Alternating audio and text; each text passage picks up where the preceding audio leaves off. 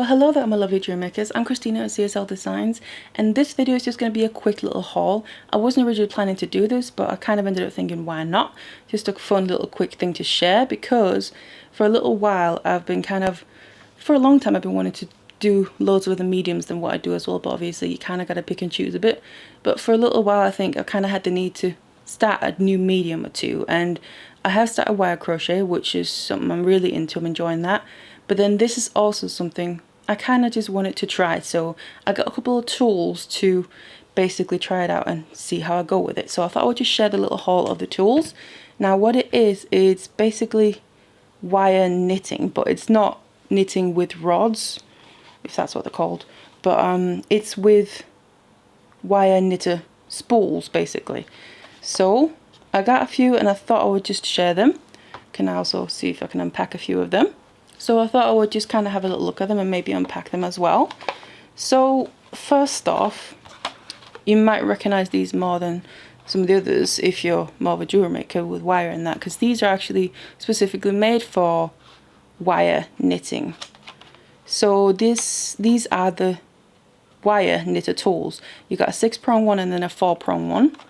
And I think these were the first ones I saw. Got some other ones as well, but because these are specifically made for it, I thought why not try it. And I've probably gone a little bit overboard with the amount of wire knitter spools that I've got, but they don't cost that much and it's kind of, well, I thought, why not? And especially I wanted to try different sizes as well.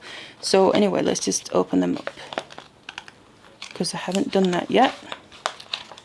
And also because I feel like obviously the original ones, and I guess there's not really any difference with these, they are made for yarn or cord of some sort, so they're not really made to use with wire. I hate when packaging does this.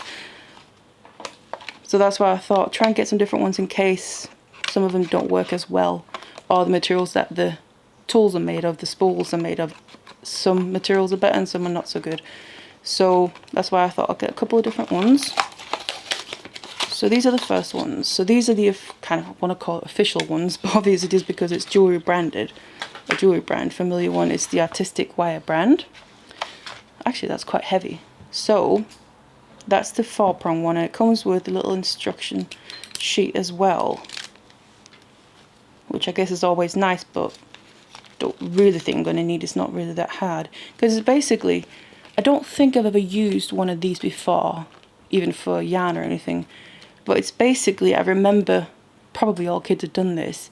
When I was a kid I did do different things like crochet and knitting with yarn, but I also remember doing finger knitting, which is basically going to be more or less the same principle, I'm pretty sure. So that I've done before, but I just don't think I've ever used one of these, but it's not that complicated, I'm pretty sure. So that's the 4-prong one, and this one's doing it too. Yay! Lovely. Right, let's see. Let's pierce through this. So obviously basically the same thing, again, little instruction sheet. But this one then just has 6 prongs. So how many prongs then determines, I guess you would say, the size of your final piece or knit, whatever you want to call it. And you have that hole down through, whereas it's going to come out of the bottom. Actually, they're not heavy, but they're a bit weightier than I thought they would be. It's kind of, I was going to say, almost seem a bit solid, but actually they're not. Obviously not the whole, but not quite solid, but they've got a nice weight, because you do, I personally anyway, wouldn't want it to be too light either, because you want to feel like you're holding on to something. But anyway, those are the two from Artistic Wire. So when I first looked, these didn't have the greatest reviews, but it could be for multiple different reasons, so I thought I'd give them a try anyway. Then I also got some, I think this is also the same brand as each other, yeah, other ones. So these are clear acrylic ones, again different sizes. And this one, just got to cut this one through. So we have the large one, and this one also comes, these ones here, the Artistic Wire ones, don't come with anything else, obviously the instructions, but no prong or anything. This one comes with that little prong thing that seems quite flimsy, but obviously it's made for yarn, as you can even see in the packaging. It's not really made to use for wire, like They actually are, the artistic wire ones. So quite bendy, but for yarn I don't really think that would be a problem. Let's get the other one out. Okay, I have to cut that too. So again, it's just really a size difference between these two. Otherwise they are the same. It's pretty handy having it in the middle there. So again, the small one has got 4 prongs and the big one has got 1, 2, 3, 4, 5, 6, 7, 8 prongs. So again, that one actually has, the 4-prong one is the same as the artistic wire one. Let's move them. They've both got 4 prongs. So obviously you would think you'd get about the same result, but the large one of the artistic wire, that's 6 prongs, and this one has 8. So again, a good reason to have not just one, but get a few different tools. But I kind of like, what I like about these as well is that they're clear. So you can actually see through in here and see the work, not just as it's coming out on the bottom there, but actually as it's going through the spool as well. So that's why I kind of like the look of these.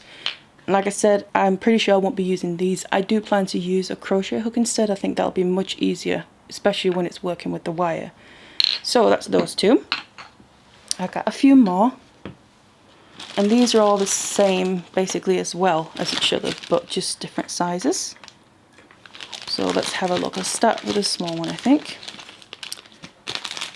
So these are wooden ones. Again, that's why I thought the kind of ones that are made for wire, try them out, and then try these ones, which is probably about similar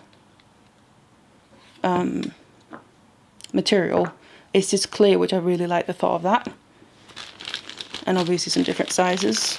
And these ones are wooden ones, which ultimately, for the wire part, the knitting part with the wire, doesn't really make a difference, I guess, because the prongs on all of them are metal, even on the wooden ones here as well. So I had to use scissors for all of them, bloody heck.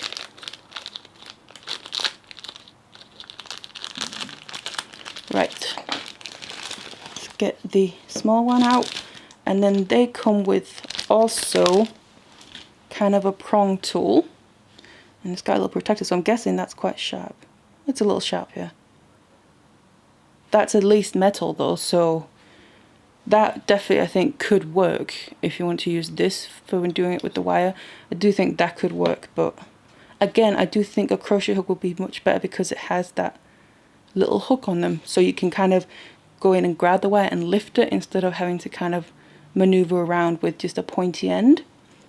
But regardless, obviously it comes with it, which rather it comes than not really, but feels overall quite nice and also feels nice to hold in the hand. So that's a 4-prong one. Just going to put the little pointy thingies out of the way. Again, let's get into this one.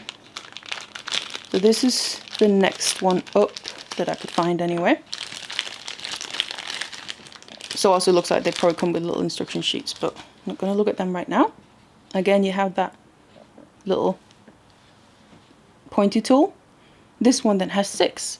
So 4, 6, so kind of the medium one. And it's funny how this one is quite tall, and actually I think probably pretty good to hold in your hand.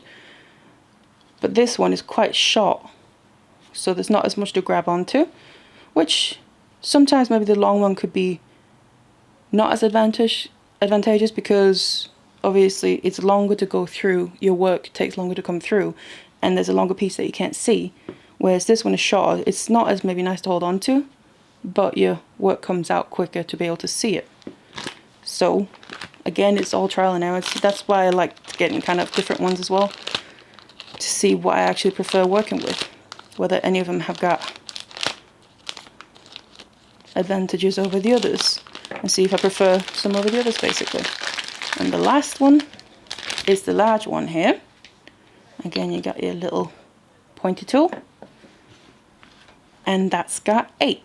So that's like the large one of the clear acrylic one, but then again, this one actually, the clear acrylic, is quite a nice size to hold in your hand because it's longer.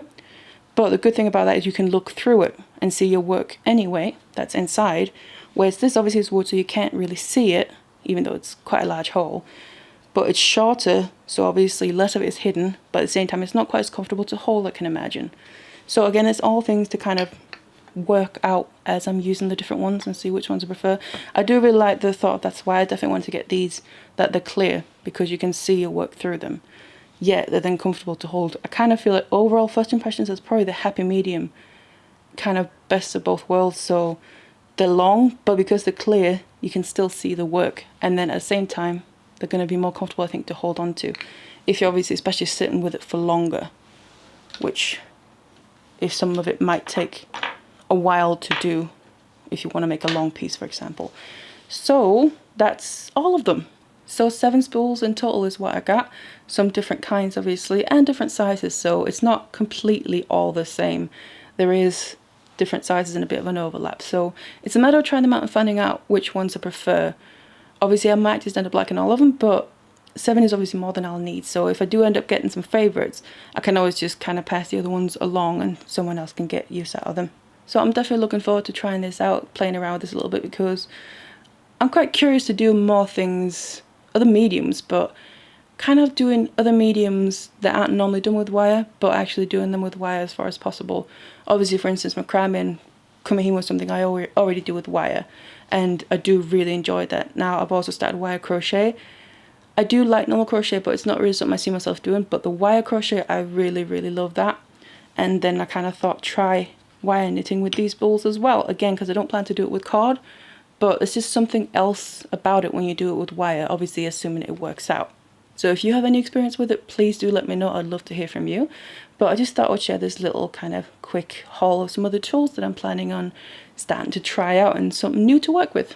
Now, of course, if you're interested in any of these, I will leave links in the description box down below as far as possible. But otherwise, I really hope you enjoyed this little haul. Thank you so much for watching it, and I'll see you in the next one.